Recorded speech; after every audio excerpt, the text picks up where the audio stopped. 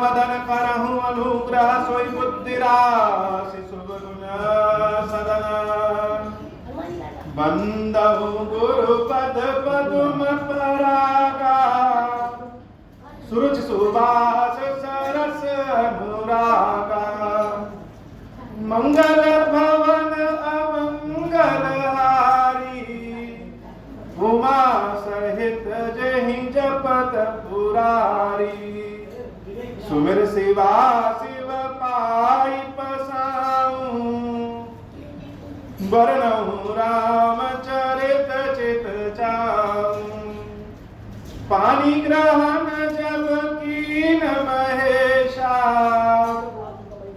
Hershey तब सकल सुरेशा हरैया राम चरित सब आए प्रेम पुलक लोचन जल छाए कवन सो काज कठिन जग माही जो नहीं होई तात तुम पाही राम काज लगी तब अवतारा सुनता ही भयाऊं पर्वताकारा। हे महादेव इस जगत में बाबा इस जीवन बाबा न कोई कार्य कठिन न है कोई कार्य संभव है या सारे कार्य सरल और संभव हो जाते हैं बाबा अगर आपकी कृपा हो जाए। राम जी की सेना और रावण की सेना में जब युद्ध शुरू हुआ तो युद्ध के पहले दिन ही रावण की आधी सेना समाप्त हुई। पहली बार रावण और सारे मंत्रियों के मन में चिंता आई। रावण ने अपने मंत्रियों से पूछा कि क्या उपाय है और क्या किया जाए। रावण के पुत्र मेघनाद ने कहा हे पिताजी आज जो हुआ सो हुआ लेकिन अब आप कल मेरा पराक्रम देखिएगा। मैं क्या कर सकता हूं या तो बात की बात है मुझसे क्या कहूं। कल सीधे जब युद्ध शुरू होगा तब देखिएगा। दूसरे दिन सुबह हुआ और बहुत घनघोर युद्ध शुरू हुआ। बानरी सेना राक्षसी सेना पे भारी हो गई। राक्षसी सेना का ऐसा हुआ कि वह लंका से बाहर ही नहीं निकल पा रही है लंका के महल से। हनुमान जी और अंगद जी ने ऐसा सबको मारा कि पूरी राक्षसी सेना ही जैसे लगी थकने लगी। मेघनाद बड़ा क्रोधित हुआ और वह हनुमान जी और अंगद आदि जी से लड़ना छोड़ करके पूरे रणभूमि में यह कहते हुए दौड़ने लगा कि कहां है लक्ष्मण कहां है सुग्रीव और कहां है राम। वो हमसे डरते हैं क्या हमसे युद्ध करने क्यों नहीं आते। यह युद्ध कला का एक परिणाम है एक तरीका। अगर लगे किसी से हम युद्ध जीत नहीं पा रहे हैं तो पीठ दिखा के तो भाग नहीं सकते तो बहसते हुए अपनी बातें कहते हुए दूसरे योद्धा को ललकारने लग जाएंगे। मेघनाद को पता है कि हनुमान जी कौन है और हनुमान जी से युद्ध करने का परिणाम क्या हो। क्योंकि जब पहली बार सीता माता को खोजने हनुमान जी महाराज लंका आए और मेघनाद से युद्ध हुआ तो सारे उपक्रम कर लिया मेघनाद ने लेकिन हनुमान जी महाराज को पकड़ नहीं सका मार नहीं सका। जब सारे रास्ते बंद हो गए तब उसने ब्रह्मास्त्र का प्रयोग किया। इसलिए मेघनाद को पता है कि इसलिए हनुमान जी महाराज से लड़ने का मतलब समय और बल की बर्बादी। मेघनाद की ललकार को जब लक्ष्मण भैया सुनते हैं तो बड़े क्रोधित होकर आय सुमांगी राम पही अंगदादि कपिसात लक्ष्मण चले क्रुद्ध होई बाण सरासन हाथ। लक्ष्मण जी भगवान के आवेशावतार है। लक्ष्मण जी को कोई कुछ भी कह ले लक्ष्मण जी को क्रोध नहीं आता। लेकिन अगर लक्ष्मण जी को यह लग जाए कि मेरे भैया रामचंद्र जी का अपमान हो रहा है उनको कष्ट हो रहा है तो लक्ष्मण जी का आवेश तुरंत सामने आ जाता है। तो बड़े क्रोधित होकर भगवान से आज्ञा मांगा कि हे प्रभु, आज्ञा दीजिए इस मेघनाद से जाकर के हम युद्ध करें। रामचंद्र जी को क्रोध नहीं आता है, या यह कह लें कि उनका क्रोध कभी हृदय पे भारी नहीं पड़ता। और जब लक्ष्मण भैया क्रोधित अवस्था में धनुष बाण उठा करके और राम जी से आज्ञा मांग करके गए, तो रामचंद्र जी ने उनके साथ अंगद जी और हनुमान जी को भी भेज दिया और सारे बानरों को भी साथ भेज दिया, क्योंकि रामचंद्र जी को अपने भैया लक्ष्मण की बड़ी चिंता रहती। युद्ध शुरू हुआ और आज पहली बार मेघनाद और लक्ष्मण जी के बीच में युद्ध हो रहा है। जितने तरह के अस्त्र शस्त्र मेघनाद फेंक रहा है, लक्ष्मण भैया सारे शस्त्रों को अस्त्रों को एक बाण में ही काट दे रहे। लेकिन मेघनाद भी कम नहीं है। माया का युद्ध, छल का युद्ध, शस्त्र का युद्ध, अस्त्र का युद्ध, सब कुछ उसने लक्ष्मण जी के सामने रख दिया। कभी सामने से आकर युद्ध करता तो अचानक से वहां गायब हो जाता, आसमान में चला जाता और वहां से तीर चलाने लगता। लेकिन उसके सारे युद्ध कौशलों का जवाब श्री लक्ष्मण जी महाराज के पास। फिर से लक्ष्मण भैया क्रोधित होते हैं और एक बार ऐसा चलाते हैं कि मेघनाद का रथ और सारथी दोनों मर जाते। रथ टूट गया और सारथी की मृत्यु हो गई। बहुत कोशिश किया मेघनाद ने कि लक्ष्मण जी पे विजय प्राप्त कर ले, लेकिन विजय प्राप्त नहीं कर पाया। जब व्यक्ति बुद्धि से, कौशल से, शक्ति से पराजित होने लगता है तो छल का प्रयोग करने लगता है। यही तो राक्षसी स्वभाव है। सुर का मतलब जो अपने सिद्धांत को न छोड़े। देवता कौन है? जो सुर, जैसे हम कहते हैं कोई गाना कोई गा रहा है, ये बड़े सुर में गा रहा है।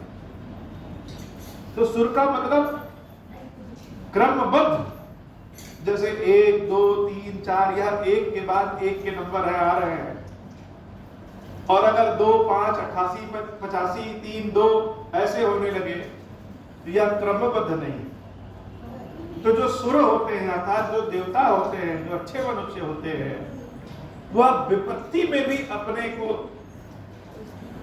क्रम को नहीं छोड़ते, अपने नियम को नहीं छोड़ते। और जो असुर होते हैं उनका कोई ठिकाना ही नहीं रहता कि कब कहां क्या हो जाए। तो मेघनाद असुर है, उसका अपना कोई सिद्धांत नहीं। उसका एक ही सिद्धांत है कि जिस चीज की इच्छा है उसको प्राप्त कर लो, युद्ध को किसी भी प्रकार से जीत लो। इसलिए मेघनाद ने जब देखा कि नियमों पे चल करके लक्ष्मण भैया से हम युद्ध जीत नहीं पा रहे, तब उसने क्या किया? तब उसने छल का प्रयोग किया। और छल में वीर घातनी छारस सागी, तेज पुंज लक्ष्मणपुर आगी। एक अस्त्र है जिसका नाम ही है वीर, लेकिन घातनी, जो घात से मार दे, जो सामने आकर के युद्ध ना करे, मौका देख करके मार दे। लक्ष्मण भैया पे मेघनाद ने वीर घातनी शक्ति का प्रयोग किया और वह वीर घातनी शक्ति लक्ष्मण भैया के छाती में लग गई। मूर्छा भई शक्ति के आगे, तब चली गए निकट भय त्यागे। और लक्ष्मण भैया मूर्छित होकर के जमीन पे गिर पड़ते हैं। जब लक्ष्मण जी जमीन पे गिर पड़े तब मेघनाद को लगा कि शायद यह मूर्छित हो गया है, तो भय को छोड़ करके लक्ष्मण भैया के पास गया कि लक्ष्मण को हम अपने साथ लंका में ले जाएं, उठा करके लंका में ले जाएं। और जब लंका में ले जाएंगे तो अपने पिता को दिखाएंगे कि देखिए पिताजी हमने क्या किया। लेकिन भगवान की लीला जहां पे हमारी सोच समाप्त हो जाती है, भगवान की कृपा, भगवान की लीला वहां से भी शुरू हो सकती है। मेघनाद सम कोटि सत जोधा रहे उठाई, जगत आधार शेष के भी उठे चले किसी आई। एक बड़ी आश्चर्यजनक बात हुई कि मेघनाद गया लक्ष्मण जी को उठाने। लगभग 14 वर्ष से लक्ष्मण जी ने ठीक से भोजन नहीं किया, शरीर देखने में दुबला पतला है। उनको लगा कि जैसे मन करेगा वैसे उठा लेंगे, लेकिन लक्ष्मण जी को जब उठाना चाहा तो लक्ष्मण भैया उठ ही नहीं रहे। इतने भारी हो गए कि मेघनाद से लक्ष्मण जी उठ ही नहीं रहे। अपने साथ के सैनिकों को मेघनाद ने भी बुलाया कि इनको उठाओ, लेकिन सब मिल करके भी लक्ष्मण भैया को उठा नहीं पा रहे। बाबा कहते हैं देवी लक्ष्मण जी कौन है? जगदाधार, जगत के आधार है। शेषनाग जी हैं जिनके पास स्वयं भगवान विष्णु जिनके ऊपर शयन करते हैं। ऐसे लक्ष्मण को भला कौन उठा सकता है? बहुत कोशिश किया लेकिन लक्ष्मण भैया को उठा नहीं पाए। सुनु गिरजा क्रोधानल जासु जा रही, भुवन चारि दस आसु सत संग्राम जीति को ताई, से वही सुरकर आग जगमा जाई।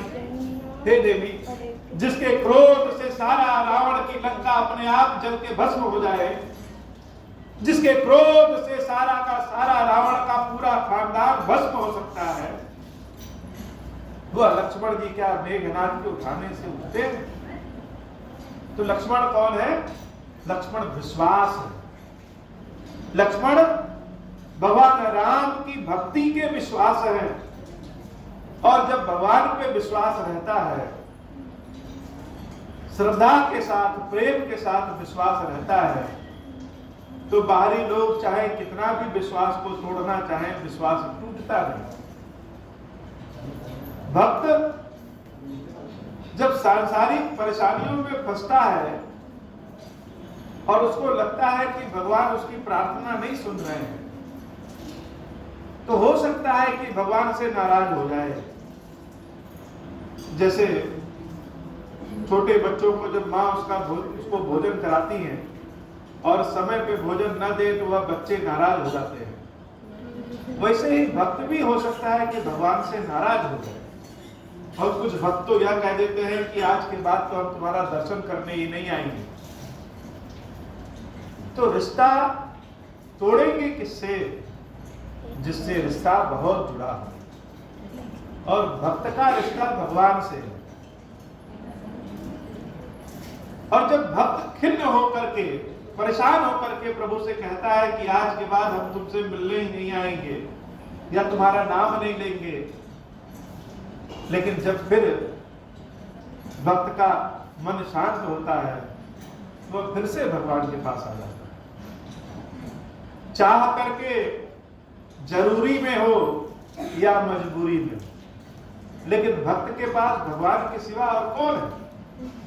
लड़ने के लिए भी तो कोई चाहिए, तो लड़ा भी तो उसी से जाता है जो अपना है। तो लक्ष्मण भैया श्रद्धा और विश्वास की मूर्ति है, भक्ति की मूर्ति है। और एक अधर्मी व्यक्ति वह चाह रहा है कि श्रद्धा और विश्वास को उखाड़ ले, तो उखड़ता नहीं है। जिसका प्रेम, जिसका विश्वास, जिसका मन जिससे लग जाए, उसके लिए वही श्रेष्ठ है। यह कौतूहल जाने सोई, जा पर कृपा राम के होई। तो भगवान की कृपा कौन जानता है? राम जी की कृपा कौन जानेगा? हे देवी, जिसके ऊपर राम की कृपा है वही राम जी की कृपा को जान सकता है। जैसे हम सब साधारण मनुष्य हैं, तो आसमान में देख ले भी तो भी कुछ न जान पाए, लेकिन जो वैज्ञानिक लोग हैं वह तारों के चलने की गति, तारों के उदय होने की तिथि या आसमान में देख करके जान जाते हैं। जो मिट्टी का बहुत विशेषज्ञ है वो मिट्टी को छू करके जान जाता है, साधारण लोग नहीं जान पाते। वैसे ही भगवान की कृपा भी वही जान पाता है जिसको भगवान जनाना चाहते हैं। तो लक्ष्मण भैया उठ क्यों नहीं रहे हैं, यह सब लोग नहीं जान सकते। संध्या भई फिर दो बाहनी, लगे सभारन निज निज आनी।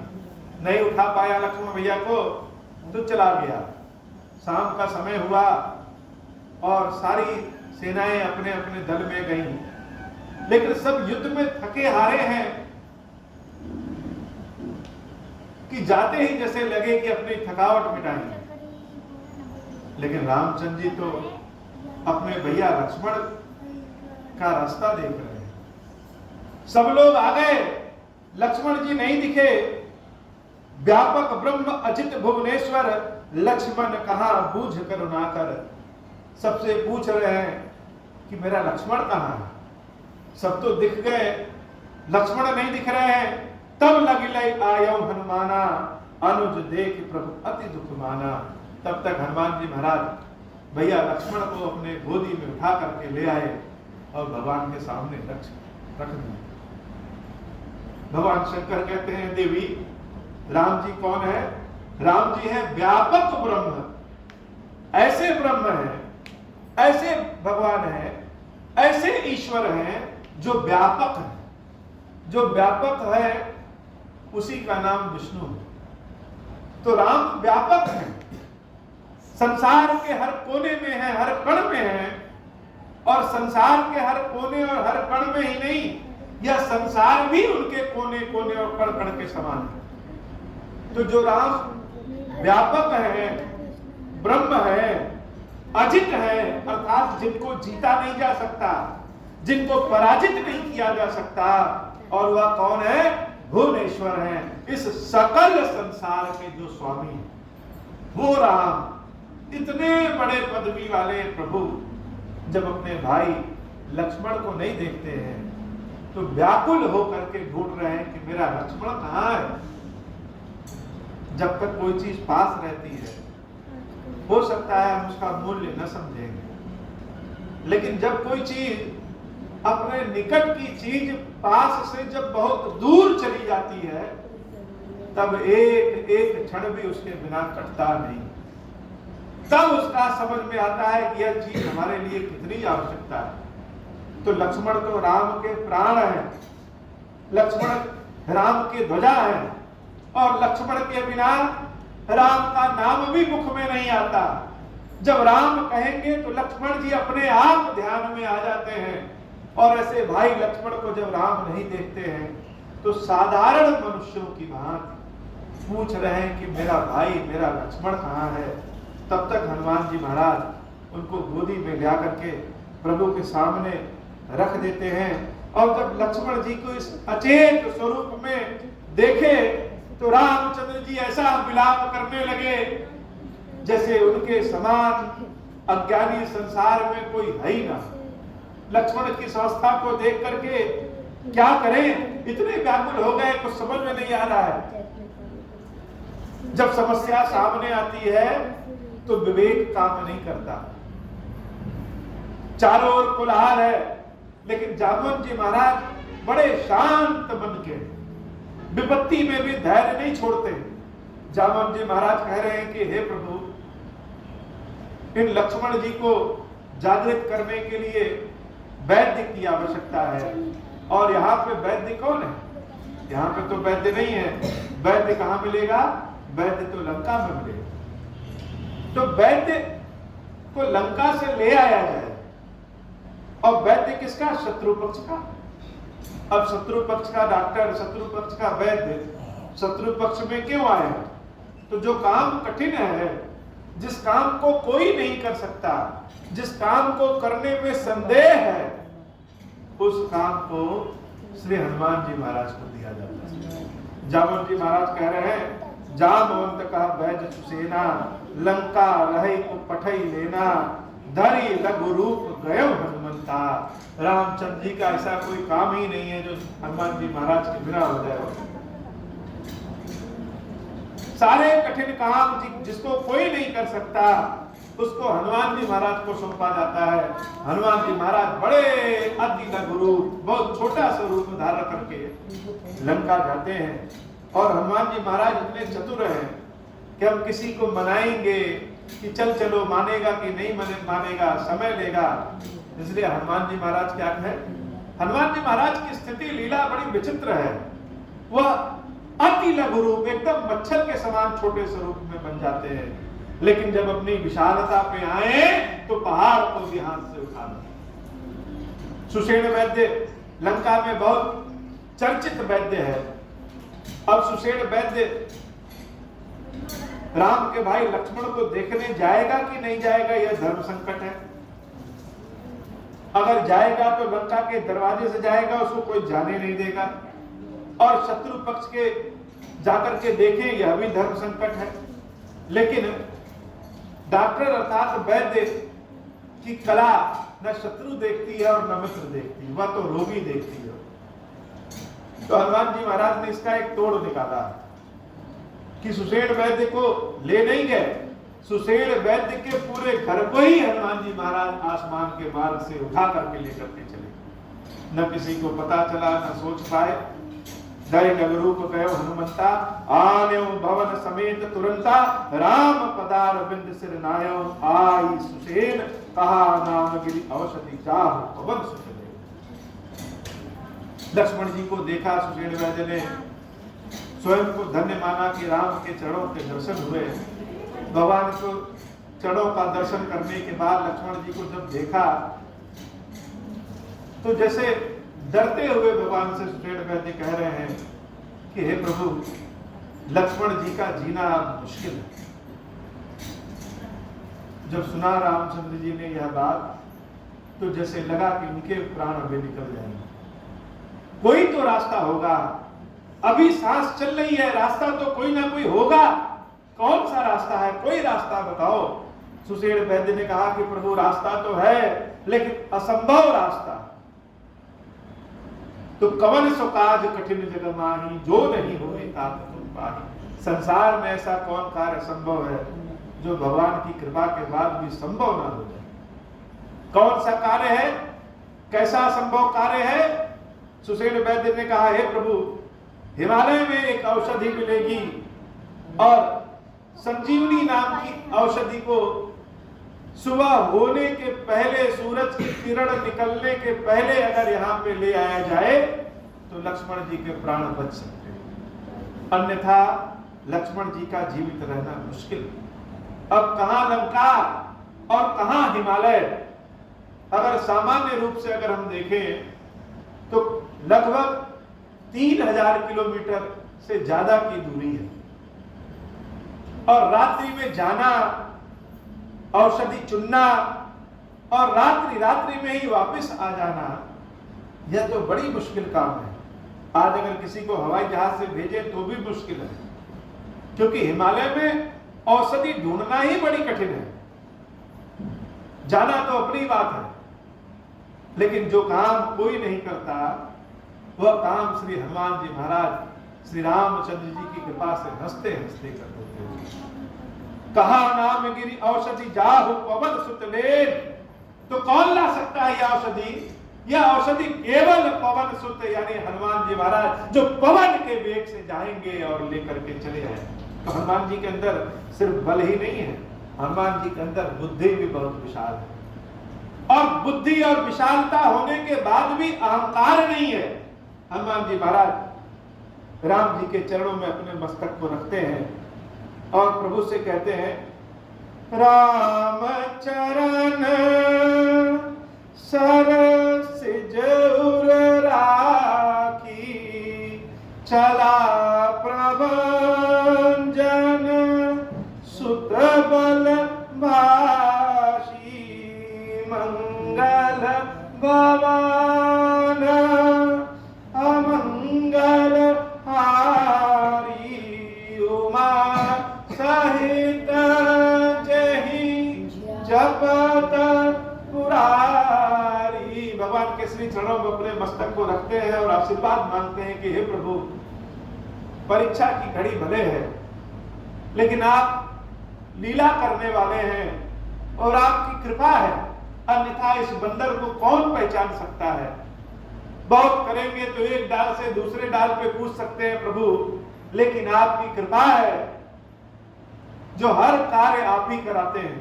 भगवान ने आशीर्वाद दिया और हनुमान जी महाराज बहुत वेग से, अर्थात जैसे लगे कि हवा की तेज गति से हिमालय की ओर उड़ चले।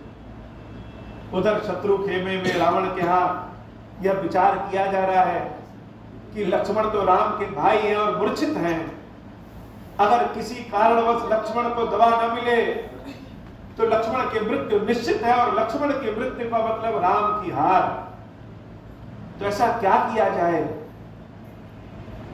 कि हनुमान का रास्ता रोका जा सके। तो राम जी का रास्ता एक बार रोकने के लिए कोई सोच सकता है, लेकिन हनुमान जी महाराज का रास्ता रोकने के लिए कोई नहीं सोच सकता। किसी को कहेंगे कि हे भगवान विष्णु आइए मेरे यहाँ, तो विष्णु भगवान हो सकता है एक बार गरुड़ का इंतजार करें।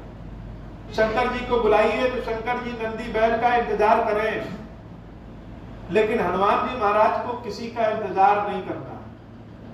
उनको किसी वाहन की आवश्यकता नहीं है, वह स्वयं में ही वाहन है। तो रोका कैसे जाए?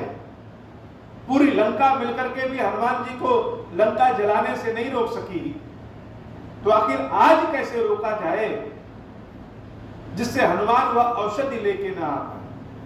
तो जिसको बल से नहीं जीता जा सकता उसको छल से जीता जाता है। बहुत सारी घटनाएं आज भी हम सुनते हैं। स्वयं सीता जी का भी हरण छल भेष में साधु बन करके रावण ने किया। तो आज कलयुग है, और कलयुग में भी हर जगह राम का नाम लेकर के लोग ठगते हैं, ईश्वर का नाम लेकर के ठगते हैं। तो आज बहुतायत है, और त्रेता में कभी कभी केवल राक्षसों के पास है। तो हनुमान जी महाराज को अगर कोई रोक सकता है तो सिर्फ राम नाम से ही रोका जा सकता है। युद्ध करके तो रोका नहीं जा सकता। तो क्या करें? तो रावण ने एक राक्षस को समझा बुझा करके, जिसका नाम है काल नेमी, समझा बुझा करके भेजा कि तुम जाओ और केवल हनुमान का रास्ता रोको, किसी तरह समय बीते, सूर्योदय हो जाए बस।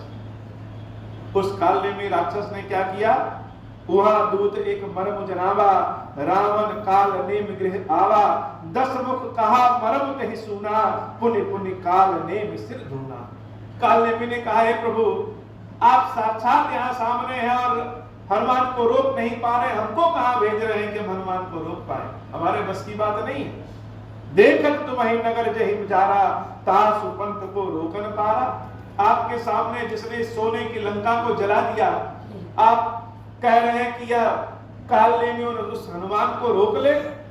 भज रघुपति कर हित आपना, छारहु नाथ वृषा जलपना। उस काल नेमी ने भी रावण को समझाया कि प्रभु, हे महाराज रावण, यह युद्ध, राम से युद्ध छोड़ दीजिए और भगवान राम का नाम जप करिए, उनकी शरण में चले जाइए, सीता को छोड़ दीजिए, सारे कष्ट अपने आप समाप्त हो जाएंगे। लेकिन रावण कहां मानता है? अहंकारी व्यक्ति को दूसरे की सलाह समझ में नहीं आती। नील कंज तन सुंदर श्यामा, हृदय राख लोचन अभिरामा। इतने सुंदर राम जो स्वयं चल करके आपके दरवाजे लंका पे आए, ऐसे सुंदर प्रभु से जहां जिसके जीवन में, जिसके हृदय में भगवान स्वयं चल करके आ रहे हैं, ऐसे भगवान के चरण को छूने की बजाय आप उनसे युद्ध कर रहे हैं। मैं अति मूर्ख हूं, राक्षस जाति का हूं, लेकिन उसके बाद भी पहचान गया हूं कि राम कौन है। हे महाराज रावण, आप तो विद्वान हैं, वेदों को पढ़ा है, शास्त्रों को पढ़ा है, किसी विद्या से अछूते नहीं हैं, क्या आप राम को नहीं पहचान पा रहे हैं? मैं तय मोर मूढ़ता त्यागू, महामोह निस सुतत जागू। यह मोह है, वह महाघनघोर अंधेरा है। काल रात्रि का अंधेरा सुबह सूरज के निकलने पर समाप्त हो जाता है, लेकिन यह मोह का, लालच का, अहंकार का अंधेरा समाप्त नहीं होता। काल ब्याल कर भक्षक जो, सपने समर की जीत ये सो। जो स्वयं काल का भी भक्षण करने वाले महाकाल हैं, ऐसे राम को क्या कोई युद्ध में जीत सकता है? सुनि 10 कंठ निशान, अतित ही मन कीन विचार, राम दूत कर मरु मरु, यह कल रत मल भार। मंगल भवन अमंगल हारी, उमा सहित जही जपत पुरारी। लेकिन रावण को कहां समझ में आ रहा है। काल्य ने सोचा कि रावण के हाथ से मरने की बजाय भगवान राम के दूत के हाथ से मरा जाए तो वह ज्यादा अच्छा। वैसे तो रात्रि भर में हनुमान जी महाराज को वापस आना है, लेकिन आज की कथा इतनी ही, और अगली कथा भी, कल की कथा भी भगवान आज ही की रात्रि मान करके सुने, ऐसी कृपा करें। अब हो प्रसन्न प्रभु मोह पर, नाथ दीन पर नेहु, निज पद भगति देहु प्रभु, गुनि दूसर बर देहु। तब माया बस जीव जड़, संतत फिरहि भुलाना, हम पर क्रोध न करिय प्रभु, कृपा सिंधु भगवान। शंकर दीन दयाला, अब हम पर हो कृपाला, साप अनुग्रह होई जहि विधि, नाथ थोरहि काला। दीन दयाल विरुद्ध संभारी, हरहु नाथ मम संकट भारी। जय विधि होई नाथ हित मोरा, करहु सुबेगी जानी दास मैं थोरा। राम राज बैठे त्रैलोका, हर्षित भय गए सब शोका। जैसा काम नर सुनहि जगावहि, सुख संपत्ति नाना विधि पावहि। जो इच्छा करि हऊ मन माही, हरि प्रसाद कछु दुर्लभ नाही। मंगल भवन अमंगल हारी, उमा सहित जहि जपत पुरारी। बोल से खीरेश्वर महादेव जी, खीरेश्वरी मैया जी की साही जय हो। खीरेश्वरम, हे भगवान शंकर, आप ऋण पातक दुर्भाग्य और दरिद्रता आपकी निवृत्ति के लिए तथा संपूर्ण पापों का नाश करने के लिए मुझ पर प्रसन्न होइए। मैं दुख और शोक की आग में जल रहा हूँ, संसार भय से पीड़ित हूँ, अनेक प्रकार के रोगों से व्याकुल और दीन हूँ। खीरेश्वर मेरी रक्षा कीजिए। देव देवेश्वर, सबको निर्भय कर देने वाले महादेव जी, आप यहाँ पधारिए और मेरी की हुई इस पूजा को पार्वती जी के साथ ग्रहण कीजिए, मेरा मंगल करिए। महादेव शिव शंभु। ओम श्री राम